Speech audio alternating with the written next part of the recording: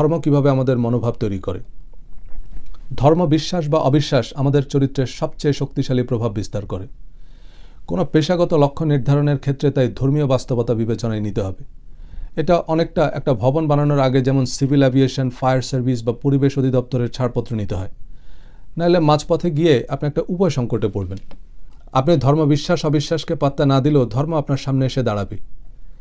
ধর্মীয় বিশ্বাস যেহেতু বেশ স্পর্শকাতর, তাই এ বিষয়ে আমি একটা লম্বা খুতবা দিব। তবে আমার মূল উদ্দেশ্য আপনাকে কিছু চিন্তার খোরাক দেয়া, কিছু নতুন দৃষ্টিভঙ্গি যোগ করা। দিন শেষে আপনার সিদ্ধান্ত আপনার।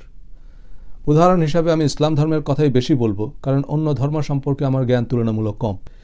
একবিংশ শতাব্দীর বিজ্ঞান ও তথ্য প্রযুক্তির এই জয়যাত্রায় যারা ধর্মকে অসার, অপ্রয়োজনীয় মনে করেছেন, তাদের ধারণাকে মিথ্যা প্রমাণ করে বরং আমাদের ব্যক্তিগত পেশাগত জীবনে ধর্মের প্রভাব দিন দিন বাড়ছে।